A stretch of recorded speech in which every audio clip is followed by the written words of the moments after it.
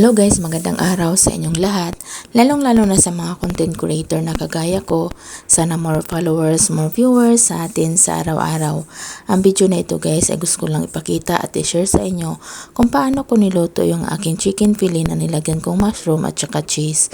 Kung gusto nyo malaman, please panoorin yung video ko hanggang sa dulo.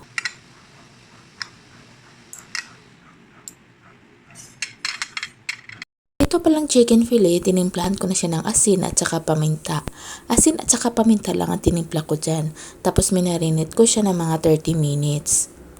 Pirpituhin ko lang yan hanggang sa pumula. Baliktaran pa lang pagprito niyan.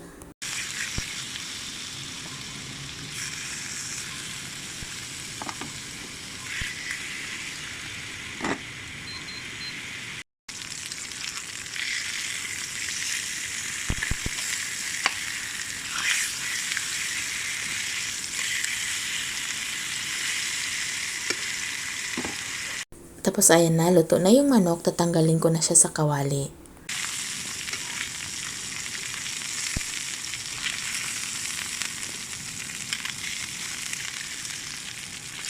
Tinanggal ko na nga lahat ng chicken sa kawali. Ang sunod ko naman ginawa, naglagay ako ng butter. Tunawin lang natin yan. Kahit na hindi pa tunaw yung butter guys, pwede na natin ilagay yung bawang. Dahil ang butter kasi mabilis lang yan masunog. Para hindi siya masunog, isabay lang natin paglagay yung butter at saka yung bawang. Hindi kasi kailangan na yung bawang sobrang luto. Mangganda kasi na medyo maputi pa rin yung bawang. Pagkatapos nilagay ko naman yung mushroom. Halo-haloin ko lang yan. Tapos tinamplahan ko siya ng pamintang puti, pamintang itim, konting asin, paprika powder at saka konting Ajinomoto. Tapos imikos-mikos lang yan para mahalo lahat ng ingredients na nilagay ko.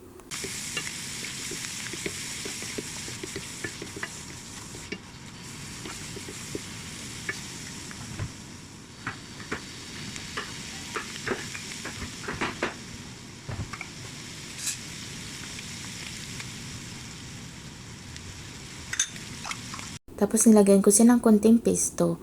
Konting pesto lang guys dahil pag masobraan kasi ng pesto yan, medyo maasim yung pesto kaya hindi rin maganda na nasobraan natin.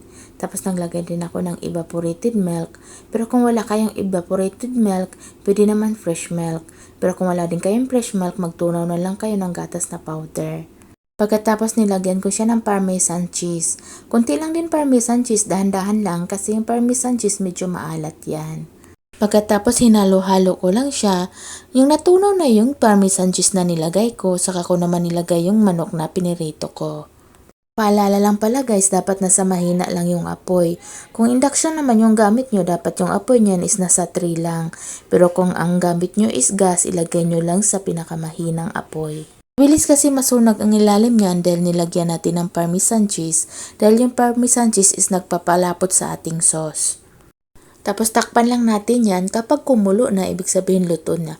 Pwede pala yan lagyan ng gulay, kahit anong gulay na sibuyas dahon, dahon ng sili, malunggay, pwedeng guys, masarap yan. Kaso wala kami nun kaya sibuyas dahon lang ang nilagay ko.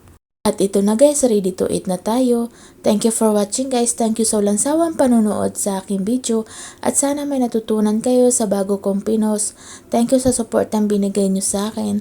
Thank you sa like, comment, share at lalong-lalo na sa star guys. Thank you and God bless sa ating lahat guys. Bye-bye. Kain tayo guys. Panoorin nyo lang ako habang kumakain. Thank you ulit. Bye-bye.